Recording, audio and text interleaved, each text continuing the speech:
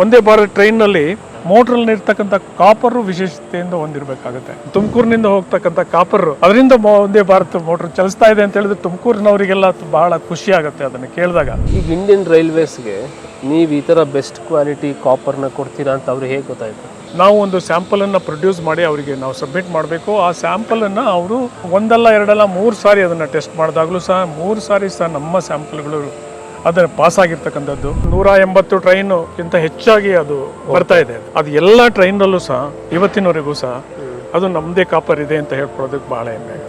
ಎಲ್ಲ ಮೆಟಲ್ನಲ್ಲೂ ಮೆಲ್ಟಿಂಗ್ನಲ್ಲಿ ಹೀಟಿಂಗ್ ಪ್ರೋಸೆಸ್ನಲ್ಲಿ ಅದ್ರಲ್ಲಿ ಆಕ್ಸಿಜನ್ ಸೇರ್ಕೊಂಡು ಬಿಟ್ಟಿರುತ್ತೆ ಒಳಗಡೆ. ಆ ಆಕ್ಸಿಜನ್ ಕಂಟೆಂಟು ಕಮ್ಮಿ ಇದ್ದಷ್ಟು ಅದರ ಕ್ವಾಲಿಟಿ ಚೆನ್ನಾಗಾಗುತ್ತೆ. ಅದನ್ನು ಮಾಡ್ಕೊಳ್ಳೋಣ ಅಂತ ಹೇಳ್ಬಿಟ್ಟು ಆಕ್ಸಿಜನ್ ಫ್ರೀ ಕಾಪರ್ದನ್ನೇ ಅಂತಲೇ ಪ್ಲಾಂಟನ್ನು ಹಾಕ್ಕೊಂಡಿರ್ತಕ್ಕಂಥದ್ದು. ಆದರೆ ಒಂದು ಇಂಡಸ್ಟ್ರಿ ಸಸ್ಟೈನ್ ಆಗಬೇಕಾದ್ರೆ ಒಂದು ಪ್ರಾಡಕ್ಟನ್ನು ಮಾತ್ರ ನೀವು ಕ್ವಾಲಿಟಿ ಕೊಟ್ಟರೆ ಆಗೋದಿಲ್ಲ. So that you should have the complete entire your system should be stabilised. ತುಮಕೂರಿನಲ್ಲಿ ಹೈಯೆಸ್ಟ್ ಟ್ಯಾಕ್ಸ್ ಪೇಯರ್ ಅಂತ ನಾನು ನೋಡಿದೆ. ನಾನು ಕನ್ಸಿಡರ್ ಮಾಡೋದು taxation is not a burden, it is a contribution to our nation ಅಂತ. ಸೊ ನಾನು ಕೆಲಸದಲ್ಲಿ ರಿಟೈರ್ ಆಗಿದ್ರೆ ಆಫ್ಟರ್ ಆಲ್ ನಾನೇನು ಅಂದರೆ ನನ್ನ ಒಂದು ಫ್ಯಾಮಿಲಿನ ನೋಡ್ಕೊಳ್ಬೋದಾಗಿತ್ತು ಸಂಬಳ ಬಂದಿದ್ರಲ್ಲಿ. ಬಟ್ ಇವತ್ತು ನಾನು ಆಗಿರೋದಕ್ಕೆ I am responsible for about 600 to 700 families. ನಮಗೆ ಲೇಬರ್ದು ಒಂದು ದೊಡ್ಡ ಪ್ರಾಬ್ಲಮ್ ಆಗ್ತಾ ಇದೆ. ಜನಗಳಿಗೆ ಕೆಲಸ ಬೇಕು, ಬರ್ತಾರೆ, ಆದರೆ ಅವ್ರ ಮೈಂಡ್ ಸೆಟ್ ಇಲ್ಲ ಕೆಲಸ ಮಾಡ್ತಕ್ಕಂಥದ್ದು. ಒಂದೇ ಭಾರತ್ ರೈಲ್ನಲ್ಲಿ ನಾವೆಲ್ಲ ಓಡಾಡ್ತೀವಿ, ಆದರೆ ಈ ಒಂದೇ ಭಾರತ್ ರೈಲು ಓಡೋದಕ್ಕೆ ಬೇಕಾಗುವ ಕಾಪರ್ನ ತಯಾರು ಮಾಡುವ ಸಂಸ್ಥೆ, ಆ ಇಂಡಸ್ಟ್ರಿ ಕರ್ನಾಟಕದಲ್ಲಿದೆ, ಅದು ತುಮಕೂರಿನಲ್ಲಿದೆ. ಇದು ನಿಮಗೆ ಗೊತ್ತಿತ್ತಾ? ಈ ಸಂಸ್ಥೆಯ ಸ್ಥಾಪಕರಾದ ಡಾಕ್ಟರ್ ಎಚ್.ಇ. ಚಂದ್ರಶೇಖರ್ ಅವ್ರನ್ನ ನಾವಿವತ್ತು ಮಾತಾಡ್ಸೋಣ, ಬನ್ನಿ. ನಮಸ್ಕಾರ ಸರ್. ನಮಸ್ಕಾರ. ಒಂದೇ ಭಾರತ್ ಎಕ್ಸ್ಪ್ರೆಸ್ ರೈಲು ಅದು ಇಡೀ ದೇಶದ ಒಂದು ಇವತ್ತು ಹೆಮ್ಮೆ ಅನ್ನೋ ರೀತಿ ಜನ ಅದನ್ನು ಸ್ವೀಕಾರ ಮಾಡಿದ್ದಾರೆ. ಭಾರತ ತಾಂತ್ರಿಕವಾಗಿ ಮುನ್ನುಗ್ತಿದೆ ಅನ್ನೋದಕ್ಕೆ ಒಂದೇ ಭಾರತ್ ಕೂಡ ಒಂದು ಉದಾಹರಣೆ. ಆ ಒಂದೇ ಭಾರತ್ ಎಕ್ಸ್ಪ್ರೆಸ್ ರೈಲ್ನಲ್ಲಿ ಇರುವ ಕಾಪರ್ ತಯಾರಿಕೆ ಅದು ಕರ್ನಾಟಕದಲ್ಲಿ ತುಮಕೂರಲ್ಲಿ ಅದೊಬ್ಬರು ಕನ್ನಡಿಗರು ಮಾಡ್ತಿದ್ದಾರೆ ಅಂತ ನಮಗೆ ಮೊದಲನೇ ಸಾರಿ ಗೊತ್ತಾದಾಗ ಭಾಳ ಸಂತೋಷ ಆಯಿತು. ಈ ಮೇಕ್ ಇನ್ ಇಂಡಿಯಾ ದೃಷ್ಟಿಯಿಂದ ನೋಡಿದಾಗ ಒಂದು ಮಹತ್ವದ ಬೆಳವಣಿಗೆ. ಮೊದಲನೇದಾಗಿ ನಿಮಗೆ ಶುಭಾಶಯಗಳು. ಡಾಕ್ಟರ್ ಎಚ್.ಸಿ. ಚಂದ್ರಶೇಖರ್ ಅವರು ಈ ಕಾಪರ್ ರಾಡ್ ಸಂಸ್ಥೆಯ ಮಾಲೀಕರು, ಸ್ಥಾಪಕರು.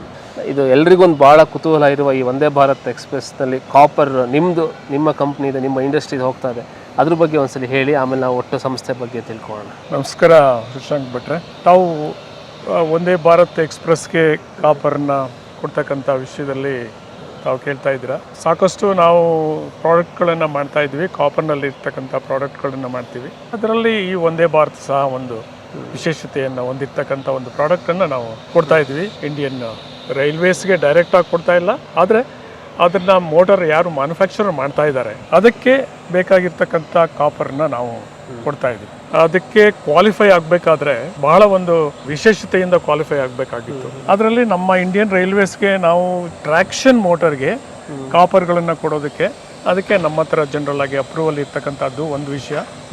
ಆ ಅಪ್ರೂವಲ್ ಇರ್ತಕ್ಕಂಥ ಒಂದಷ್ಟು ವೆಂಡರ್ಗಳನ್ನು ಸೆಲೆಕ್ಟ್ ಮಾಡಿ ಅವರಲ್ಲಿ ಇರ್ತಕ್ಕಂಥ ಒಂದು ಆಪರ್ಚುನಿಟಿನ ಕೊಟ್ಟಿದ್ರು ನಮಗೆ.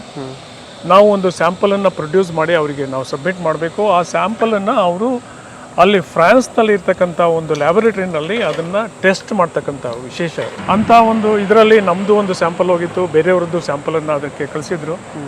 ಅದನ್ನು ಒಂದಲ್ಲ ಎರಡಲ್ಲ 3 ಸಾರಿ ಅದನ್ನು ಟೆಸ್ಟ್ ಮಾಡಿದಾಗಲೂ ಸಹ 3 ಸಾರಿ ಸಹ ನಮ್ಮ ಸ್ಯಾಂಪಲ್ಗಳು ಅದನ್ನು ಪಾಸ್ ಆಗಿರ್ತಕ್ಕಂಥದ್ದು. ಆದ್ದರಿಂದ ಅದನ್ನು ಸೆಲೆಕ್ಟ್ ಮಾಡಿಕೊಂಡು ನಮ್ಮನ್ನು ವೆಂಡರ್ ಆಗಿ ಸೆಲೆಕ್ಟ್ ಮಾಡಿಕೊಂಡ್ರು.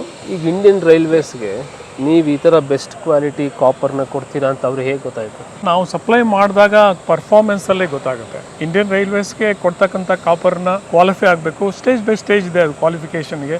ಅದೆಲ್ಲ ಆದಮೇಲೆ ಜನರಲ್ ಆಗಿ ಟೋಟಲ್ ಆಗಿ ಕೊಡ್ತಾರೆ. ಟ್ರಯಲ್ಸ್ಗೆ ಹೋಗುತ್ತೆ, ಅದು ಫೀಲ್ಡ್ ಟ್ರಯಲ್ಗೆ ಹೋಗುತ್ತೆ. ಫೀಲ್ಡ್ ಟ್ರಯಲ್ನಲ್ಲಿ 1 ವರ್ಷ ಓಡುತ್ತೆ ಮೋಟಾರ್ಗಳು. ಅದನ್ನು ಓಡಿದ್ದನ್ನು ರಿಪೋರ್ಟ್ಸ್ ತರಿಸ್ಕೊಳ್ತಾರೆ. ರಿಪೋರ್ಟ್ನಲ್ಲಿ ಫೇಲ್ಯೂರ್ ಏನಾದರೂ ಇದೆಯಾ ಅಂತ ಮಾಡ್ಕೊಳ್ತಾರೆ. ಅದು 1 ವರ್ಷ ಎಲ್ಲ ಓಡಿದ್ಮೇಲೆ ಆಮೇಲೆ ನಮಗೆ ಫುಲ್ ಅಪ್ರೂವ್ಡ್ ಸೋರ್ಸ್ ಅಂತ ಮಾಡ್ಕೊಳ್ತಾರೆ. ಆ ಕಂಡೀಷನ್ಸ್ ಅಲ್ಲಿ ಇರ್ತಕ್ಕಂಥದ್ದು. ಇಲ್ಲಿ ಇರ್ತಕ್ಕಂಥದ್ದು ಯಾರು ನಮ್ಮ ಮೋಟರ್ ಸಪ್ಲೈಯರ್ ಇದ್ದಾರೆ, ಟ್ರಾಕ್ಷನ್ ಮೋಟರ್ ಸಪ್ಲೈಯರ್ ಅಂದರೆ ಒಂದೇ ಭಾರತ್ ಟ್ರೈನ್ ಬಗ್ಗೆ ಹೇಳ್ತೀನಿ ನಾನು ನಿಮಗೆ. ಒಂದೇ ಭಾರತ್ ಟ್ರೈನ್ನಲ್ಲಿ ಇಂಜಿನ್ ಇಲ್ಲ, ಅಲ್ಲಿ ಒಂದು ಡ್ರೈವರ್ ಕ್ಯಾಬಿನ್ ಅಂತ ಮಾತ್ರ ಇರುತ್ತೆ. ಪ್ರತಿಯೊಂದು ಬೋಗಿನಲ್ಲೂ ಸುಮಾರಾಗಿ 6 ಮೋಟ್ರುಗಳಿರುತ್ತೆ ಒಂದೊಂದು ಬೋಗಿನಲ್ಲಿ, ಮುಂದೆ, ಮಧ್ಯದಲ್ಲಿ, ಹಿಂದೆ. ಆ ಮೋಟ್ರುಗಳು ಚಲಿಸೋದ್ರಿಂದ ಅದು ಎಂಟೈರ್ ಟ್ರೈನು ಹೋಗ್ತಾ ಇರುತ್ತೆ.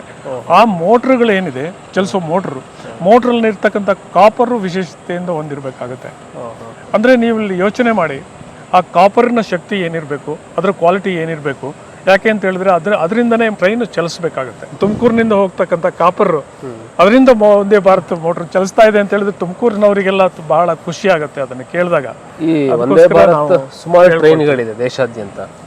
ಎಲ್ಲಾ ಟ್ರೈನಲ್ಲೂ ನಿಮ್ದೇ ಕಾಪರ್ ಇದೆಯಾ ಅಥವಾ ಬೇರೆ ಬೇರೆ ವೆಂಡರ್ಸ್ ಇದೆ? ಇಲ್ಲ, ಅದು ಒಂದೇ ಭಾರತ್ ಟ್ರೈನ್ 18 ಅಂತ ಸ್ಟಾರ್ಟ್ ಮಾಡಿದ್ರು ಅವರು. 2018ನಲ್ಲಿ ಅದನ್ನ ಶುರು ಮಾಡಿದ್ರು. ಅದಕ್ಕೆ ಟ್ರೈನ್ 18 ಅಂತ ಕೊಟ್ಕೊಂಡ್ರು. ಅದನ್ನ ಟ್ರೈನ್ 18 ಅಂತ 2 ಟ್ರೈನನ್ನ ಪ್ರೋಟೋಟೈಪ್ ಅಂತ ಮಾಡಿ ಬಿಟ್ರು. ಆ ಪ್ರೋಟೋಟೈಪ್ ನಿಂದನೇ ನಮ್ಮ ಕಾಪರ್ಗಳು ಅಲ್ಲಿಂದ ಶುರುವಾಯಿತು. ಅದು ಟ್ರೈನು ಎಲ್ಲ ಟ್ರ್ಯಾಕ್ನಲ್ಲೂ ಅದು ಹೋಗಿ ಇರ್ತಕ್ಕಂಥ ಲೋಡನ್ನ ಸ್ಪೀಡನ್ನ ಅಚೀವ್ ಮಾಡಿ ಸಕ್ಸಸ್ ಆದಮೇಲೆ ಪ್ಯಾಸೆಂಜರ್ ಟ್ರೈನ್ ಆಗಿ ಕನ್ವರ್ಟ್ ಮಾಡಿಕೊಂಡು ಒಂದೇ ಭಾರತ್ ಅಂತ ಅದನ್ನ ರಿಲೀಸ್ ಮಾಡಿರ್ತಕ್ಕಂಥದ್ದು. ಅಲ್ಲಿಂದ ಇಲ್ಲಿವರೆಗೆ ಸುಮಾರಾಗಿ 180 ಟ್ರೈನ್ಗಿಂತ ಹೆಚ್ಚಾಗಿ ಅದು ಬರ್ತಾ ಇದೆ. ಅದರಲ್ಲಿ ಅದು ಎಲ್ಲ ಟ್ರೈನಲ್ಲೂ ಸಹ ಇವತ್ತಿನವರೆಗೂ ಸಹ ಅದು ನಮ್ಮದೇ ಕಾಪರ್ ಇದೆ ಅಂತ ಹೇಳ್ಕೊಳ್ಳೋದಕ್ಕೆ ಭಾಳ ಹೆಮ್ಮೆ ಆಗುತ್ತೆ. ಇದಲ್ದೇನೆ ಆ್ಯಕ್ಚುಲಿ ಇವಾಗ ನಿಮ್ಮ ಈ ಕಾಪರ್ ಉದ್ಯಮ ಇದು ಮೂಲ ಶುರುವಾಗಿದ್ದು ಎಲ್ಲಿಂದ? ಇದು ಯಾವಾಗಿಂದ? ಇಲ್ಲ, ಇದು ಕಾಪರ್ ಉದ್ಯಮ ನಾನು ಶುರು ಮಾಡಿರ್ತಕ್ಕಂಥದ್ದು ಈಗ ಸುಮಾರಾಗಿ ಒಂದು 40 ವರ್ಷದ ಹಿಂದೆನೇ ಕಾಪರ್ ಉದ್ಯಮಕ್ಕೆ ನಾನು ಬಂದೆ. ಮೋಟ್ರು, ಜನರೇಟ್ರು ಇಂಥದ್ದಕ್ಕೆ ಒಂದು ಕಾಪರ್ನ ಸಪ್ಲೈ ಮಾಡ್ತಕ್ಕಂಥ ಯೂನಿಟನ್ನು ಸ್ಟಾರ್ಟ್ ಮಾಡಿರೋದು. ಅದು ಒಂದು ಸ್ಮಾಲ್ ಸ್ಕೇಲ್ ಇಂಡಸ್ಟ್ರೀಸ್ ಅಂತ ಸ್ಟಾರ್ಟ್ ಮಾಡಿರ್ತಕ್ಕಂಥದ್ದು. ತದನಂತರದಲ್ಲಿ ಕಾಪರಾಡ್ ಅಂತ ಸುಮಾರಾಗಿ 2006 ಇದನ್ನು ಪ್ರಾರಂಭ ಮಾಡಿ 2008ಗೆ ಇದನ್ನು ಪ್ರೊಡಕ್ಷನ್ಗೆ ತಂದು ಹೊಸದಾಗಿರ್ತಕ್ಕಂಥ ಟೆಕ್ನಾಲಜಿಯನ್ನು ಅಳವಡಿಸ್ಕೊಂಡು ಒಂದು ಆಕ್ಸಿಜನ್ ಫ್ರೀ ಕಾಪರ್ ಅಂತ ಪ್ರೊಡ್ಯೂಸ್ ಮಾಡಬೇಕು. ಅದು ದೇಶದಲ್ಲಿ ಯಾರೂ ಮಾಡ್ತಾ ಇಲ್ಲ. ಏನು oxygen free copper? Oxygen free copper ಅಂತ ಹೇಳಿದ್ರೆ ಎಲ್ಲ ಮೆಟಲ್ನಲ್ಲೂ ಒಂದು ಆಕ್ಸಿಜನ್ ಕಂಟೆಂಟ್ ಅಂತ ಇರುತ್ತೆ. ಅದನ್ನ ತೆಗೆಯೋದಕ್ಕಾಗಲ್ಲ. ಯಾಕಂದ್ರೆ ಮೆಲ್ಟಿಂಗ್ ನಲ್ಲಿ, ಹೀಟಿಂಗ್ ಪ್ರೋಸೆಸ್ ನಲ್ಲಿ ಅದ್ರಲ್ಲಿ ಆಕ್ಸಿಜನ್ ಸೇರ್ಕೊಂಡು ಬಿಟ್ಟಿರುತ್ತೆ ಒಳಗಡೆ. ಆ ಆಕ್ಸಿಜನ್ ಕಂಟೆಂಟ್ ಕಮ್ಮಿ ಇದ್ದಷ್ಟು ಅದರ ಕ್ವಾಲಿಟಿ ಚೆನ್ನಾಗುತ್ತೆ. ಅದನ್ನ ನಾವು ಆಕ್ಸಿಜನ್ ಫ್ರೀ ಕಾಪರ್ ಅಂತ ಹೇಳ್ತೀವಿ. ಅದನ್ನ ಇಂಡಿಯಾದಲ್ಲಿ ಪ್ರೊಡ್ಯೂಸ್ ಮಾಡ್ತಾ ಇರಲಿಲ್ಲ. ಅದನ್ನ ಇಂಪೋರ್ಟ್ ಮಾಡ್ಕೋಬೇಕಾಗಿತ್ತು ಕ್ರಿಟಿಕಲ್ಗೆ. ಅದರಿಂದ ಅದನ್ನ ನಾವು ಇಲ್ಲಿ ಅಡಾಪ್ಟ್ ಮಾಡ್ಕೊಂಡ್ರೆ ಒಳ್ಳೆ ಕಾಪರ್ನ ಕೊಡ್ಬೋದು ಅಂತ ಹೇಳ್ಬಿಟ್ಟು ಅದನ್ನ ಮಾಡ್ಕೊಳ್ಳೋಣ ಅಂತ ಹೇಳ್ಬಿಟ್ಟು ಆಕ್ಸಿಜನ್ ಫ್ರೀ ಕಾಪರ್ದನ್ನೇ ಅಂತಾನೆ ಪ್ಲಾಂಟನ್ನು ಹಾಕೊಂಡಿರ್ತಕ್ಕಂಥದ್ದು. ನನ್ನ ಜೊತೆಗೇನೆ ಬೇರೆ ಬೇರೆಯವರು ಎಲ್ಲ ಅದಕ್ಕೆ ಟ್ರೈ ಮಾಡ್ತಾ ಇದ್ರು. ಕನ್ಸಿಸ್ಟೆಂಟ್ ಆಗಿ ಎಲ್ಲ ರೆಕಗ್ನಿಷನ್ ಸಿಕ್ಕಿರ್ತಕ್ಕಂಥದ್ದು ಇವತ್ತಿಗೂ ಕಾಪರಾಡ್ ಒಂದೇ. ಅದರಲ್ಲೇ ನಮಗೆ ಕನ್ಸಿಸ್ಟೆಂಟ್ ಆಗಿ ನಮ್ಗೆ ಆರ್ಡರ್ ಬರ್ತಾ ಇರ್ತಕ್ಕಂಥದ್ದು. ಸರಿ, ಒಂದೇ ಭಾರತ್ ಅಲ್ಲದೇನೆ ಬೇರೆ ಎಲ್ಲೆಲ್ಲಿ ನೀವು ಕೊಡ್ತೀರಾ ಪ್ರಾಡಕ್ಟ್? ಇಲ್ಲ, ಒಂದೇ ಭಾರತ್ ಈಸ್ ಒನ್ ಟ್ರೈನ್. ಇವಾಗ ಎಲೆಕ್ಟ್ರಿಕ್ ಟ್ರಾಕ್ಷನ್ ಮೋಟರ್ದು ಇವಾಗೆಲ್ಲ ಗೂಡ್ಸ್ ಟ್ರೈನ್ಗಳೆಲ್ಲ ಬರ್ತಾ ಇದೆ. ಹೈಯರ್ ಕೆಪಾಸಿಟಿ ಗೂಡ್ಸ್ ಟ್ರೈನ್ಗಳು ಬರ್ತಾ ಇದೆ. ಬೇರೆ ಬೇರೆದಕ್ಕೆ ಟ್ರಾಕ್ಷನ್ ಮೋಟರ್ಗಳು ಬರ್ತಾ ಇದೆ. ಎಲೆಕ್ಟ್ರಿಕ್ ಟ್ರೈನ್ಗಳಿದೆ, ಎಲ್ಲ ಇದೆ. ಅದಕ್ಕೆಲ್ಲ ಟ್ರಾಕ್ಷನ್ ಮೋಟ್ರ್ ಬೇಕು. ಅದಕ್ಕೂ ಟ್ರಾಕ್ಷನ್ ಮೋಟ್ರಿಗೂ ಅದು ಡೈರೆಕ್ಟಾಗಿ ಇಂಡಿಯನ್ ರೈಲ್ವೇಸು ಅಥವಾ ರೈಲ್ವೇಸ್ಗೆ ಮೋಟ್ರ್ ಮ್ಯಾನುಫ್ಯಾಕ್ಚರ್ ಮಾಡೋರಿಗೆ ನಾವು ಅಪ್ರೂವ್ಡ್ ಇರುತ್ತೆ, ನಮ್ಮ ಹತ್ರ ತೊಗೊಳ್ಬೇಕು. ಆ ರೀತಿಯಲ್ಲಿ ಇಲ್ಲಿ ಪ್ರೊಡ್ಯೂಸ್ ಆಗ್ತಾ ಇರ್ತಕ್ಕಂಥ ಟ್ರಾಕ್ಷನ್ ಮೋಟ್ರ್ನಲ್ಲಿ ಬೇರೆ ಬೇರೆದಕ್ಕೆಲ್ಲ ಎಲ್ಲದೂ ಸೇರಿ ಒಂದು ಸುಮಾರಾಗಿ 75% of the copper, winding copper ನಮ್ಮ ಕಡೆಯಿಂದನೇ ಹೋಗುತ್ತೆ. ಹೈಯೆಸ್ಟ್ ಕೆಪಾಸಿಟಿ ನಮ್ಮ ಹತ್ರನೇ ಇರೋದು. ಎಕ್ಸ್ಪೋರ್ಟ್ ಬೇರೆ ಕಡೆ ಅವ್ರು ಇಂಡಿಯನ್ ರೈಲ್ವೆ ಬಿಟ್ಟರೆ? ಇಂಡಿಯನ್ ರೈಲ್ವೇದು ಎಕ್ಸ್ಪೋರ್ಟ್ ಅಲ್ಲ, ಅದು ಎಕ್ಸ್ಪೋರ್ಟ್ ಆಗ್ತಾ ಇರ್ತಕ್ಕಂಥದ್ದು ಫಾರ್ ಆಲ್ ಜನರೇಟರ್ಸ್. ಇದು ಟ್ರಾಕ್ಷನ್ ಮೋಟ್ರದಾಗ ಯಾವ್ಯಾವ ದೇಶಕ್ಕೆ ಹೋಗುತ್ತೆ? ಈಗ ನಮಗೆ ಯುರೋಪಿಯನ್ ಕಂಟ್ರೀಸ್ಗೆ ಹೋಗುತ್ತೆ, ಜರ್ಮನಿಗೆ ಹೋಗುತ್ತೆ, UK ಹೋಗುತ್ತೆ, ಸ್ಪೇನ್ಗೆ ಹೋಗುತ್ತೆ, ಫ್ರಾನ್ಸ್ಗೆ ಹೋಗುತ್ತೆ, ಆಮೇಲೆ US ಸಹ ನಮ್ಮದು ಹೋಗ್ತಾ ಇದೆ. ನಿಮಗೆ ಕಾಂಪಿಟೇಟರ್ ಯಾರು? ಈಗ ನಮ್ಮಲ್ಲಿ ಕಾಂಪಿಟೇಟರು ಇಲ್ಲಿ ಇಂಡಿಯಾದಲ್ಲಿ ಇದ್ದಾರೆ, ಗ್ಲೋಬಲಿ ಇದ್ದಾರೆ. ಫಾರ್ ಎಕ್ಸ್ಪೋರ್ಟು ಇಂಪೋರ್ಟ್ ಸಬ್ಸ್ಟಿಟ್ಯೂಷನ್ಗೆ ನಾವೇನು ಮಾಡ್ತಾ ಇದ್ವಿ ಅದಕ್ಕೆ ಗ್ಲೋಬಲ್ ಕಾಂಪಿಟೇಟರ್ಸ್ ಇಂಡಿಯಾದಲ್ಲಿ ಯಾರೂ ಇಲ್ಲ. ನಾವು we have to compete globally. So ಅದರಲ್ಲಿ ನಾವು ಕ್ವಾಲಿಫೈ ಆಗಿದ್ವಿ, ಅದರಲ್ಲಿ ಕಾಂಪೀಟ್ ಮಾಡ್ತೀವಿ. ವರ್ಲ್ಡನ್ನೇ ಬಿಗ್ ಮ್ಯಾನುಫ್ಯಾಕ್ಚರ್ಸ್ ಅಂದರೆ GE ಫಾರ್ ಎಲೆಕ್ಟ್ರಿಕಲ್ ಎಕ್ವಿಪ್ಮೆಂಟ್ಸ್ ಅಂತ ಹೇಳಿದ್ರೆ ಎಲೆಕ್ಟ್ರಿಕಲ್ ಮೆಷಿನ್ಸು, ಬಿಗ್ಗೆಸ್ಟ್ ಟ್ರಾನ್ಸ್ಫಾರ್ಮರ್ ಆಗಲಿ, ಬಿಗ್ಗೆಸ್ಟ್ ಜನರೇಟರ್ ಆಗಲಿ, ದ ಕ್ವಾಂಟಿಟಿ ವೈಸ್ ಆಗಲಿ ಅದು GEನೇ ಮಾಡ್ತಾ ಇರ್ತಾರೆ. GE ಅಂದರೆ ಅಮೆರಿಕನ್ ಕಂಪನಿ. ಅದೆಲ್ಲ ಕಡೆ ಇದೆ, ನಮ್ಮ ಇಂಡಿಯಾದಲ್ಲೂ ಇದೆ. ಅವರಿಗೆ ಯಾವಾಗ ಬೇಕಾಗುತ್ತೆ ನಮ್ಮ ಹತ್ರ ಕೇಳ್ತಾರೆ, ಅಥವಾ ನಾವು ಕಾಂಟ್ಯಾಕ್ಟ್ ಮಾಡಿ ಎಸ್ಟಾಬ್ಲಿಷ್ ಮಾಡ್ಕೊಳ್ತೀವಿ, ಅದನ್ನು ಸಪ್ಲೈ ಮಾಡ್ತೀವಿ. ಅದು ಓವರ್ನೈಟ್ ಆಗೋದಿಲ್ಲ. ಒಂದು ಸಾರಿ ಡೆವಲಪ್ ಮಾಡಿ ಒಬ್ಬರನ್ನ ಇದು ಮಾಡಬೇಕಾದ್ರೆ ಇಟ್ ಟೇಕ್ಸ್ ಒಂದು GEನಲ್ಲಿ ಅಪ್ರೂವಲ್ ಬೇಕಾದ್ರೆ ನನಗೆ ಮೋರ್ ದ್ಯಾನ್ 2 to 3 years ತೊಗೊಂಡಿದೆ. ಅಷ್ಟೊಂದು ಪ್ರೋಸೆಸ್ ಆಗುತ್ತೆ ಅಲ್ಲಿ. ತುಂಬ ಪೇಷನ್ಸ್ ಇರಬೇಕು, ಮಾಡಬೇಕು, ಡೆವಲಪ್ ಮಾಡಬೇಕು. ಒಂದು ಸಾರಿ ಅಪ್ರೂವಲ್ ಆಗಿ ಮತ್ತೆ ಶುರುವಾದರೆ ಮತ್ತೆ ಈಗೇನು ಅದು ಗ್ರ್ಯಾಜುವಲ್ ಆಗಿ ದೇ ವಿಲ್ ಪಿಕಪ್. ನಮ್ಮದನ್ನು ನೋಡ್ಕೊಂಡು ಪಿಕಪ್ ಮಾಡ್ತಾರೆ. ಅದೆಲ್ಲ ಆಗಿ we have come to a stage to get the bulk orders. We are proven to be the best vendor for them. Sir, ಇವಾಗ ನಿಮಗೆ ಏಜ್ ಎಷ್ಟು? ನನಗೆ ಇವಾಗ ಮೊನ್ನೆ ಮಾರ್ಚ್ಗೆ 77 ಆಗಿ ಇವಾಗ 78ನೇದು. ಮೂಲ ನಿಮ್ಮದು, ನೀವು ತುಮಕೂರಿನವ್ರೇನಾ? ನಾನು ಮೂಲ ನಮ್ಮ ಶಿವಮೊಗ್ಗ ಡಿಸ್ಟ್ರಿಕ್ಟ್ನ, ನಾನು ತೀರ್ಥಹಳ್ಳಿ ನಮ್ಮ ಮೂಲ. ಮತ್ತು ಇದೇಂಗೆ ನೀವು ಮಲೆನಾಡವರು ಈ ಅರೆ ಬಯಲು ಸೀಮೆಗೆ ಬಂದು ಸೆಟ್ಲ್ ಆಗಿದ್ದೀರಿ? ಆ ಥರ ಇಲ್ಲ, ಬರ್ತಾ ಅದು ಬೆಂಗಳೂರಿಗೆ ಬಂದಿರತಕ್ಕಂಥದ್ದು, ನಾನು ಬೆಂಗಳೂರಿನಲ್ಲಿ ಇಂಜಿನಿಯರಿಂಗ್ ಎಲ್ಲ BMS ಕಾಲೇಜಿನಲ್ಲಿ ಮಾಡಿರೋದು, HMTನಲ್ಲಿ ಕೆಲಸ ಮಾಡಿರ್ತಕ್ಕಂಥದ್ದು. HMTಯಿಂದ ನಾನು ತುಮಕೂರಿಗೆ ಬಂದಿರೋದು ವಿಶೇಷ. ತುಮಕೂರಿನಲ್ಲಿ ವಾಚ್ ಫ್ಯಾಕ್ಟ್ರಿ ಆದಾಗ HMTಯಿಂದ ನಾನು ಇಲ್ಲಿಗೆ ತುಮಕೂರು ಪ್ರಾಜೆಕ್ಟ್ಗೋಸ್ಕರ ಬಂದಿದ್ದು. ಪ್ರಾಜೆಕ್ಟ್ ಎಲ್ಲ ಕಂಪ್ಲೀಟ್ ಆದಮೇಲೆ ಕೆಲಸ ಬಿಟ್ಬಿಟ್ಟು ಬೇರೆ ಉದ್ಯಮ ಶುರು ಮಾಡೋಣ ಅಂತ ಶುರು ಮಾಡ್ಕೊಂಡಿರೋದು. ನಿಮ್ಮ ಬಗ್ಗೆ ಬೇರೆ ಕಡೆ ಎಲ್ಲ ಓದಿದಾಗ ತುಮಕೂರಿನಲ್ಲಿ ಹೈಯೆಸ್ಟ್ ಟ್ಯಾಕ್ಸ್ ಪೇಯರ್ ಅಂತ ನಾನು ನೋಡಿದೆ. ಅದು ಒಂದು 5-6 ವರ್ಷ ಹಳೆ ವಿಡಿಯೋ ನಾನು ನೋಡಿದ್ದು. ಇವತ್ತಿಗೂ ನೀವೇ ಹೈಯೆಸ್ಟ್ ಟ್ಯಾಕ್ಸ್ ಪೇಯರ್ ಅಂತ ಅಂದ್ಕೊಂಡಿದ್ದೀನಿ. ಯಾಕೆ ಅಂತ ಹೇಳಿದ್ರೆ ವರ್ಷ ನಮ್ಮ ಡೆವಲಪ್ಮೆಂಟ್ಗಳು ಆಗ್ತಾ ಇದೆ. ನಾನು ಕನ್ಸಿಡರ್ ಮಾಡೋದು taxation is not a burden, it is a contribution to our nation ಅಂತ. ನಾವು ಹೆಚ್ಚಿನ ಟ್ಯಾಕ್ಸ್ ಕೊಡೋ ತಾಕತ್ತು ನಮಗೆ ಬರಬೇಕು ಅಂತ ನಾನು ಯಾವಾಗಲೂ ಮಾಡ್ತೀನಿ. ನಮ್ಮ ಸಂಪನ್ಮೂಲ ಸಹ ಅದರಿಂದ ಜಾಸ್ತಿ ಆಗುತ್ತೆ. ಸಂಪನ್ಮೂಲ ಜಾಸ್ತಿ ಆದಾಗ ಮತ್ತೆ ಏನು ಅದು ರಿಕರಿಂಗ್ ಎಫೆಕ್ಟ್ ಇರುತ್ತೆ. ಅದು ಆದರೆ ನಿಮಗೆ ಮಿಡ್ಲಲ್ಲಿ ಏನಾದರೂ ಭಾಳ ನಿರಾಸೆ ಆಗುವಂಥ ಲಾಸ್ ಎಲ್ಲ ಆಗಿದೆಯಾ? ನನ್ನ ಮಟ್ಟಿಗೆ ಹೇಳೋದಾದರೆ ನಾನು ಯಾವಾಗ ಏನು ಶುರು ಮಾಡಿಕೊಂಡೆ ಅಲ್ಲಿಂದ ಇತ್ತೀಚೆಗೆ ಏರು ಬೀಳುಗಳು ಎಲ್ಲ ಸಾಕಷ್ಟು ಪರಿಶ್ರಮಗಳಾಗಿದೆ. ಆದರೂ ಸಹ ನಮಗೆ ನಿರಾಶೆ ಅಂತ ಯಾವಾಗಲೂ ಅನಿಸಿಲ್ಲ. ಯಾವುದೋ ಒಂದು ಎಂತೂಸಿಯಾಸ್ಟಿಕ್ ಆಗಿ ಅದನ್ನು ನಾವು ಎದುರಿಸ್ಬೇಕಾಗತ್ತೆ, ಎದುರಿಸಿದ್ದೀವಿ, ಅದನ್ನು ಮತ್ತೆ ಎದ್ದು ಬಂದಿದ್ದೀವಿ. ಅದರಿಂದ ಮೊದಲಿಂದನೂ ಅದನ್ನು ಒಂದು ಡೆವಲಪ್ಮೆಂಟ್ ಪೇಸಲ್ಲೇ ಇಟ್ಕೊಂಡು ಬರ್ತಾ ಇದ್ವಿ. Over A period of time ಇಷ್ಟೊಂದು ಬೆಳ್ಕೊಂಡು ಬಂದಿರೋದು, ಇದು ಸಡನ್ನಾಗಿ ಆಗಿಲ್ಲ. ನೀವು ಈ ಇಂಡಸ್ಟ್ರಿ ಎಲ್ಲ ಏನು ಕಟ್ಟಿದ್ರಿ, ಇದಕ್ಕೆ ನಿಮ್ಮ ಸ್ವಂತ ಪರಿಶ್ರಮ ಅಥವಾ ಫ್ಯಾಮಿಲಿ ಜನರೇಷನಲ್ ವೆಲ್ತ್ ಆ ಥರ ಏನಾದರೂ ನಿಮಗೆ ಸಪೋರ್ಟ್ ಇತ್ತು? ಆ ಜನರೇಷನಲ್ ವೆಲ್ತ್ ಅಂತ ಏನಿಲ್ಲ, ಬಿಕಾಸ್ ನಾನೇ ಫಸ್ಟ್ ಜನರೇಷನ್ ಎಂಟರ್ಪ್ರಿನರ್ ಅಂತ ನಾನೇ. ಯಾಕಂದರೆ ನಾವೆಲ್ಲ ಬಂದಿರೋದು ಅಗ್ರಿಕಲ್ಚರಲ್ ಬ್ಯಾಕ್ಗ್ರೌಂಡಿಂದ ಬಂದಿರತಕ್ಕಂಥವ್ರು ನಾವು. ನಮ್ಮಲ್ಲಿ ಆ ಒಂದು ಇಂಡಸ್ಟ್ರಿಯಲ್ ಇದು ಬರಬೇಕು ಅಂತ ಹೇಳಿದ್ರೆ ನನಗೆ ಸಿಕ್ಕಿರ್ತಕ್ಕಂಥದ್ದು ಮೊದಲನೇದಾಗಿ ನನಗೆ ಎಕ್ಸ್ಪೀರಿಯನ್ಸ್ ಸಿಕ್ಕಿರ್ತಕ್ಕಂಥದ್ದು ಅದು ಇಂಡಸ್ಟ್ರಿಯಲ್ ಬ್ಯಾಕ್ಗ್ರೌಂಡು. ಸೇರಿಕೊಂಡಿರ್ತಕ್ಕಂಥ ಇಂಡಸ್ಟ್ರಿ ಆಗಿರ್ಬೋದು. ಮೊದಲು VISL ಅಲ್ಲಿದ್ದೆ, ಆಮೇಲೆ HMTಗೆ ಬಂದೆ. HMTನಲ್ಲಿ ಒಂದು ಬೆಂಗಳೂರು HMTನಲ್ಲೇ ಒಂದು 8 ವರ್ಷ ಕೆಲಸ ಮಾಡಿದ್ದೀನಿ ಅಲ್ಲಿ. ಇಲ್ಲಿಗೆ ಬಂದು ತುಮಕೂರಿನಲ್ಲಿ ಪ್ರಾಜೆಕ್ಟ್ನಲ್ಲಿ ಕೆಲಸ ಮಾಡಿದೆ, ಅಲ್ಲೊಂದು 3 ವರ್ಷ ಕೆಲಸ ಮಾಡಿದೆ.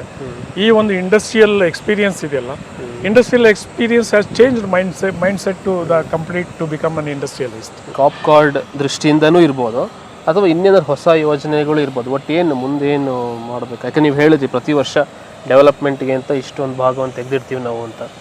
ಏನು ಮಾಡಬೇಕು ಅಂತ ನಿಮಗೆ? ಈಗ ನಾವು ಇದನ್ನು ಮಾಡಬೇಕಾದ್ರೇ ಅಷ್ಟೇ ಸಾಕಷ್ಟು ಏನಾದರೂ ನಾವು ಕಾಂಟ್ರಿಬ್ಯೂಟ್ ಮಾಡಬೇಕು. It should not be A like any other normal industry ಅಂದರೆ ಒಂದು ಬಿಸ್ನೆಸ್ ಥರ ನಾವು ಇಟ್ಕೊಳ್ಬಾರ್ದು. ಇಟ್ ಶುಡ್ ಎಂಟರ್ಪ್ರಿನರ್ಶಿಪ್ಪನ್ನು ಇಲ್ಲಿ ಅಳವಡಿಸ್ಕೊಳ್ಬೇಕು ಅಂತ ನನ್ನ ಒಂದು ಅನಿಸಿಕೆ ಇತ್ತು. Entrepreneur is also A business Mann, but business Mann is not an entrepreneur. Correct. Always ಆ ಇದರಲ್ಲಿ ಎಂಟರ್ಪ್ರಿನರ್ಶಿಪ್ ಆಗಿ ನಾನು ಮಾಡ್ಕೋಬೇಕು ಅಂತ ಇದ್ದೆ. ಆ ಒಂದು ಎಂಟರ್ಪ್ರಿನರ್ಶಿಪ್ ಜರ್ನಿನಲ್ಲಿ ನಮಗೆ ಕೆಲವು ಆಸೆಗಳನ್ನು ನಾವು ಧ್ಯೇಯಗಳನ್ನು ಇಟ್ಕೊಳ್ಬೇಕಾಗುತ್ತೆ. ಅದರಲ್ಲಿ ಮುಖ್ಯವಾಗಿ ನನಗೆ ಅನಿಸಿದ್ದು ನಮ್ಮ ದೇಶದಲ್ಲಿ ಇರ್ತಕ್ಕಂಥದ್ದು ಸಾಕಷ್ಟು ಕಾಪರ್ ಅಂತ ನಾವು ಹೇಳ್ತೀವಿ. ಸಾಕಷ್ಟು ಕಾಪರ್ ಇಲ್ಲಿಂದ ಹೊರಗಡೆಯಿಂದ ಬರ್ತಾ ಇದೆ, ಇಲ್ಲಿಗೆ ಇಂಪೋರ್ಟ್ ಆಗ್ತಾ ಇದೆ. ಅದರ ಒಂದು ಮಟ್ಟದಲ್ಲಿ ಇಲ್ಲಿ ಯಾರು ಸಪ್ಲೈ ಮಾಡ್ತಾ ಇಲ್ಲ ಅನ್ನೋದನ್ನು ಕಂಡುಕೊಂಡು ಅದನ್ನು ಆ ಗ್ಯಾಪನ್ನು ನಾವು ಯಾಕೆ ಫಿಲ್ಅಪ್ ಮಾಡಬಾರ್ದು. ಅದರಲ್ಲೂ ನಮ್ಮ ಪ್ರಧಾನಮಂತ್ರಿಯವರ ಆತ್ಮನಿರ್ಭರ್ ಭಾರತ್ ಅಡಿಯಲ್ಲಿ ಅದೊಂದು ತುಂಬ ಎನ್ಕರೇಜ್ಮೆಂಟು ಕೊಡ್ತು ನಮಗೆ. ಆ ದೃಷ್ಟಿನಲ್ಲೂ ಸಹ ನಾನು ಯೋಚನೆ ಮಾಡಿದಾಗ ನಾವು ಸಾಕಷ್ಟು ಅದ್ರ ಬಗ್ಗೆ ಕಾನ್ಸಂಟ್ರೇಟ್ ಮಾಡಬೇಕು ಅಂತ ಅಂದ್ಕೊಂಡು ಅದ್ರ ಬಗ್ಗೆನೇ ಯಾವ್ದು ಎಲ್ಲೆಲ್ಲಿ ಇಂಪೋರ್ಟ್ ಆಗ್ತಾ ಇದೆ ನೋಡಿಕೊಂಡು ಅಲ್ಲಲ್ಲೇ ನಾವು ಹೋಗಿ ಅದರ ಮಟ್ಟಕ್ಕೆ ನಾವು ಕೊಡ್ತೀವಿ ಅಂತ ಚಾಲೆಂಜನ್ನು ತೊಗೊಂಡು ಅವ್ರ ಹತ್ರ ಕನ್ವಿನ್ಸ್ ಮಾಡಿ ಪ್ರಾಸೆಸ್ಸನ್ನು ಸೆಟಪ್ ಮಾಡಿಕೊಂಡು ಆ ಒಂದು ಗ್ಲೋಬಲ್ ಪ್ರಾಸೆಸ್ ಏನಿದೆ, global requirement of the industry, ಆ ಮಟ್ಟಕ್ಕೆ ಅದನ್ನು ಬೆಳೆಸ್ಕೊಂಡು, ಅಂದರೆ ಒಂದು ಇಂಡಸ್ಟ್ರಿ ಸಸ್ಟೈನ್ ಆಗಬೇಕಾದ್ರೆ ಒಂದು ಪ್ರಾಡಕ್ಟನ್ನು ಮಾತ್ರ ನೀವು ಕ್ವಾಲಿಟಿ ಕೊಟ್ಟರೆ ಆಗೋದಿಲ್ಲ. So that you should have the complete entire your system should be stabilized and it should not be a burden to the society as such for the total. Even labor welfare ತಗೊಳ್ಬೇಕಾಗುತ್ತೆ. So environmentally you should have all the required ಲೇಬರ್ಸ್ ಇದ್ದಾರೆ. ಇಲ್ಲಿ ನಮ್ಮ ಹತ್ರ ಒಂದು 700 ಇದ್ದಾರೆ. ಇಲ್ಲಿ ಅಲ್ಲೊಂದು ಟೋಟಲಿ ಒಂದು 800 ಟೋಟಲ್ ಇದಕ್ಕೆ ನಾವು ಕೊಡ್ತಾ ಇದ್ದೀವಿ. ಅದೇ 700 ಫ್ಯಾಮಿಲೀಸ್ ಇವಾಗ ನಿಮ್ಮ ಇದರಲ್ಲಿ ಆಗ್ತಾ ಇದ್ದಾರೆ ಅನ್ನೋದು ನಾನು ಯಾವಾಗಲೂ ಅದನ್ನು ಹೇಳ್ತಾ ಇರ್ತೀನಿ. ನಾನು ಕೆಲಸದಲ್ಲಿದ್ದೆ ಮೊದಲು HMTನಲ್ಲಿ. ಸೊ ನಾನು ಕೆಲಸದಲ್ಲಿ ರಿಟೈರ್ ಆಗಿದ್ರೆ ಆಫ್ಟರ್ ಆಲ್ ನಾನೇನು ಅಂದರೆ ನಾನು ಒಂದು ಫ್ಯಾಮಿಲಿನ ನೋಡ್ಕೊಳ್ಬೋದಾಗಿತ್ತು. ಸಂಬಳ ಬಂದಿದ್ರಲ್ಲಿ ಮಕ್ಕಳಿಗೆ ಎಜುಕೇಷನ್ ಕೊಡಿಸ್ಬೋದಾಗಿತ್ತು. ಬಟ್ ಇವತ್ತು ನಾನು ಆಗಿರೋದಕ್ಕೆ ನಾನು ಒಂದು ಫ್ಯಾಮಿಲಿ ಅಲ್ಲ, I am responsible for about 600 to 700 families. ಆ ಒಂದು ಕಾನ್ಸೆಪ್ಟಲ್ಲಿ ನಾನು ಇದನ್ನು ರನ್ ಮಾಡಿಕೊಂಡು ನೋಡಿಕೊಂಡು ಹೋಗಬೇಕಾಗಿದೆ. That is the difference. ಇಲ್ಲಿ ನೀವು ಒಂದು 800 ಜನ ಕೆಲಸ ಕೊಟ್ಟಿದ್ದೀರಾ, ಒಂದು ತೃಪ್ತಿ ನಿಮಗಿದೆ. ಅಲ್ಲಿ ಈಗ HMT ನೀವು ತುಂಬ ಪ್ರೀತಿಸುವ ಗೌರವಿಸುವ HMT ಇವತ್ತು ಯಾವ ಸ್ಥಿತಿಲಿದೆ ನಿಮಗೆ ಗೊತ್ತಿದೆ. ಏನನ್ಸುತ್ತೆ ಅದು ನೋಡಿದಾಗ? ಈ ಸ್ಥಿತಿಗೆ ಬರಬಾರ್ದಾಗಿತ್ತು. ಡೆಫಿನೆಟ್ಲಿ ದೊಡ್ಡ ಒಂದು ಮಾಡೆಲ್ ಇಂಡಸ್ಟ್ರಿ ಆಗಿ ಇರಬೇಕಾಗಿತ್ತು. ನನಗೆ ತುಂಬಾ ಹೆಮ್ಮೆ ಆಗುತ್ತೆ. ನಾನು HMT ನಲ್ಲಿ ಒಂದು ಟೈಮ್ನಲ್ಲಿ ಕೆಲಸ ಮಾಡಿದ್ದೀನಿ ಅಂತ ಹೇಳ್ಕೊಳ್ಳೋದು ಇವತ್ತಿಗೂ ಹೆಮ್ಮೆ ಆಗುತ್ತೆ. ಯಾಕೆ ಅಂತ ಹೇಳಿದ್ರೆ ಅಲ್ಲಿ ನನಗೆ ಸಿಕ್ಕಿರ್ತಕ್ಕಂಥ ಆಪರ್ಚುನಿಟಿನಲ್ಲಿ 8 ವರ್ಷದಲ್ಲಿ ನಾನು ಏನೇನು ಕಲ್ತ್ಕೊಳ್ಬಹುದು ಇಂಡಸ್ಟ್ರಿ ಬಗ್ಗೆ, ಮ್ಯಾನುಫ್ಯಾಕ್ಚರಿಂಗ್ ಬಗ್ಗೆ, ಮ್ಯಾನೇಜ್ಮೆಂಟ್ ಬಗ್ಗೆ, ಇದ್ರದ್ದೆಲ್ಲದನ್ನು ನನಗೆ ಅಲ್ಲಿ ಸಿಕ್ಕಿರ್ತಕ್ಕಂಥ ಇನ್ಪುಟ್ ಇಂದ ನಾನೊಬ್ಬ ಎಂಟರ್ಪ್ರಿನರ್ ಆಗಿದ್ದೀನಿ. ತುಂಬ ಜನ ಯುವಕರು ನಮಗೆ ಕೆಲಸ ಇಲ್ಲ ಅಂತ ಸರ್ಕಾರದ ಜೊತೆಗೆ ಸ್ಟ್ರೈಕ್ ಮಾಡೋದು ಎಲ್ಲ ಮಾಡ್ತಾರಲ್ಲ, ಏನು ಹೇಳ್ತೀರಾ ಅದ್ರ ಬಗ್ಗೆ? ನಾನು ಇವತ್ತು ಈ ಇಂಡಸ್ಟ್ರೀಸ್ನಲ್ಲಿ ನಮಗೆ ಲೇಬರ್ದು ಒಂದು ದೊಡ್ಡ ಪ್ರಾಬ್ಲಮ್ ಆಗ್ತಾ ಇದೆ. ಜನಗಳಿಗೆ ಕೆಲಸ ಬೇಕು, ಬರ್ತಾರೆ, ಆದರೆ ಅವ್ರ ಮೈಂಡ್ ಸೆಟ್ ಇಲ್ಲ ಕೆಲಸ ಮಾಡ್ತಕ್ಕಂಥದ್ದು. ಬರ್ತಾರೆ, ಬೆಳಗ್ಗೆ ಹೋದವನು ಮಧ್ಯಾಹ್ನ ಬರೋದಿಲ್ಲ, 2 ದಿನ ಕೆಲಸ ಮಾಡ್ತಾರೆ. ಅವರು ಏನು ಅಂತ ಹೇಳಿದ್ರೆ ಅವರಿಗೆ ಇಲ್ಲಿ ಕೆಲಸ ಮಾಡ್ತಕ್ಕಂಥ ವಾತಾವರಣ ಅವ್ರು ಯಾವ ಥರದಲ್ಲಿ ಇರಬೇಕು ಆ ಥರ ಇಲ್ಲ ಅಂದರೆ ಬಿಟ್ಬಿಟ್ಟು ಹೊರಟೋಗ್ತಾರೆ. 1 ತಿಂಗಳು ಕೆಲಸ ಮಾಡಿದವನು ಹೇಳ್ದೆ ಕೇಳದೆ ಹೊರಟೋಗ್ಬಿಡ್ತಾರೆ. ಅವ್ರನ್ನ ರಿಟೈನ್ ಮಾಡ್ಕೊಳ್ಳೋದೇ ಒಂದು ದೊಡ್ಡ ಕೆಲಸ ಆಗುತ್ತೆ. ಆಮೇಲೆ ಅಲ್ಲಿ ನೋಡಿದ್ರೆ ಅವ್ರು ಕೇಳಿದ್ರೆ ಅನ್ಎಂಪ್ಲಾಯ್ಮೆಂಟ್ ಇಷ್ಟಿದೆ ಅಷ್ಟಿದೆ ಅಂತ ಗೌರ್ಮೆಂಟ್ ಸ್ಟ್ಯಾಟಿಸ್ಟಿಕ್ಸ್ನಲ್ಲಿ ಹೇಳ್ತಾರೆ. ಇಲ್ಲಿ ಜನ ಸಿಗ್ತಾ ಇಲ್ಲ. ಇಂಡಸ್ಟ್ರಿಯಲ್ಲಿ ಆಗಬೇಕು, ಇಂಡಸ್ಟ್ರಿ ಬರಬೇಕು, ಎಲ್ಲ ಬರಬೇಕು, ಸರಿ ಕೆಲಸಕ್ಕೆ ಜನ ಇಲ್ಲ ಅಂತ ಹೇಳಿದ್ರೆ ನಾಳೆ ನಮಗೆ ಇದು ನಾವು ಏನೋ ಇವಾಗ ಡೆವಲಪ್ಮೆಂಟ್ ಮಾಡಬೇಕು ಅಂತ ಮಾಡ್ತಾನೆ ಇದ್ದೀವಿ, ಲೇಬರ್ಗಳು ಇಲ್ಲ, ಬರ್ತಾ ಇಲ್ಲ, ಕೆಲಸಕ್ಕೆ ಬರೋದಿಲ್ಲ, ಆ ಮೈಂಡ್ ಸೆಟ್ಟೇ ಇಲ್ಲ. ಮತ್ತೆ again we have to depend on ನಾವು ಇಲ್ಲಿ ಲೋಕಲಲ್ಲೇ ಇರಬೇಕು ಅಂತ ಹೇಳ್ಬಿಟ್ಟು ಆದಷ್ಟು ವರ್ಷ ಮಾಡ್ಕೊಂಡ್ವಿ. ಇವಾಗ ನೋಡಿ, ಇವಾಗ ಒಂದು 6 ತಿಂಗಳಿಂದ ಯಾರು ಸಿಗ್ತಾ ಇಲ್ಲ ಅಂತ ಒಂದಷ್ಟು ಜನ ನಾರ್ತ್ಗಳನ್ನ ಬಂದವ್ರನ್ನ ಒಂದಷ್ಟು ಜನ ಕಾಂಟ್ರಾಕ್ಟರ್ ತಂದು ಇಲ್ಲಿ ಬಿಟ್ಟರು. ಅವ್ರು ಮೊನ್ನೆ ಹೋಳಿದಿಂದ ಹೋದರು, ಮತ್ತೆ ಬಂದಿಲ್ಲ ಇನ್ನು. ಆಮೇಲೆ ಅಲ್ಲಿ ಅಸ್ಸಾಂನಲ್ಲಿ ಎಲೆಕ್ಷನ್ ಇದೆ ಅಂತ ಅಸ್ಸಾಂನಲ್ಲಿದ್ದವರು ಇದ್ದರು, ಇಲ್ಲ ಎಲೆಕ್ಷನ್ ಮುಗಿಸ್ಕೊಂಡು ಬರ್ತಾರಂತೆ ಅಂತ ಹೇಳ್ತಾ ಇದ್ದಾರೆ ಅವರು. ಅಲ್ಲಿವರೆಗೆ ನಾವೆಲ್ಲ ಇಲ್ಲಿ ಮುಚ್ಕೊಂಡು ಕಾಯ್ತಾ ಇರಬೇಕಾಗುತ್ತೆ. ಆ ಒಂದು ಪರಿಸ್ಥಿತಿ ಬಂದಿದೆ ಇದರಲ್ಲಿ. ಯಾಕೆ ನಮ್ಮವರು, ನಮ್ಮ ಕನ್ನಡಿಗರು, ನಮ್ಮ ಇಲ್ಲಿಯವರು ಇದನ್ನು ಒಂದು ತಗೊಂಡು ಇಲ್ಲಿ ಕೆಲಸ ಮಾಡಿ, ಬೇಕಾದ್ರೆ ಅವರು ಎಂಟರ್ಪ್ರಿನರ್ ಆಗಲಿ, ಇವರು ಅದರಲ್ಲೇನಿಲ್ಲ, ಬರ್ಬೋದು, ಕೆಲಸ ಮಾಡ್ಬೋದು. ನಾನು ಫ್ಯಾಕ್ಟ್ರಿನಲ್ಲಿ ಕೆಲಸ ಮಾಡಿದವನು, ಕೆಲಸ ಮಾಡಬೇಕು, ಕೆಲಸ ಕಲ್ತ್ಕೊಳ್ಬೇಕು ಅನ್ನೋ ಒಂದು ದೃಷ್ಟಿನಲ್ಲಿ ಎಲ್ಲ ಹೋಗಿದ್ದು. ಯಾವಾಗ HMT ನಾನೊಂದು 8-10 ವರ್ಷ ಕೆಲಸ ಮಾಡಿದೆ, ನನಗೊಂದು ಕಾನ್ಫಿಡೆನ್ಸ್ ಬಂತು, ನಾನು ಒಬ್ಬನೇ ಮಾಡ್ಕೊಳ್ಬೋದು ಅಂತ ಬಂತು. ಅವಾಗ ಹೊರಗಡೆ ಬಂದು ನಾನು ನನ್ನ ಎಂಟರ್ಪ್ರಿನರ್ಶಿಪ್ಪನ್ನು ಮಾಡಿಕೊಂಡೆ. ನಿಮ್ಮ ಈ ಸಲಹೆಯಿಂದ ಒಂದಿಷ್ಟು ಯುವಕರು ಕೆಲಸದನ್ನು ಮಾಡುವ ಶ್ರದ್ಧೆ ಕಲೀಲಿ ಅಂತ ನಾನು ಆಶಿಸ್ತೀನಿ. ಆಮೇಲೆ ನಿಮ್ಮ ಕನಸು ಏನಿದೆ, ಭಾರತದ ಇಂಡಸ್ಟ್ರಿಗಳಿಗೆ ಬೇಕಾದ ಕಾಪರನ್ನು ಭಾರತದಲ್ಲೇ ತಯಾರು ಮಾಡಬೇಕು ಅನ್ನೋ ನಿಮ್ಮ ಕನಸು, ಅದು ಈಡೇರಲಿ, ನಿಮ್ಮ ಎಲ್ಲ ಯೋಜನೆಗಳು ಯಶಸ್ವಿಯಾಗಲಿ ಅಂತ ನಾನು ನಮ್ಮ ವೀಕ್ಷಕರ ಪರವಾಗಿ ಹಾರೈಸ್ತೀನಿ. ಧನ್ಯವಾದ ಸಮಯಕ್ಕಾಗಿ. ನಮಸ್ಕಾರ.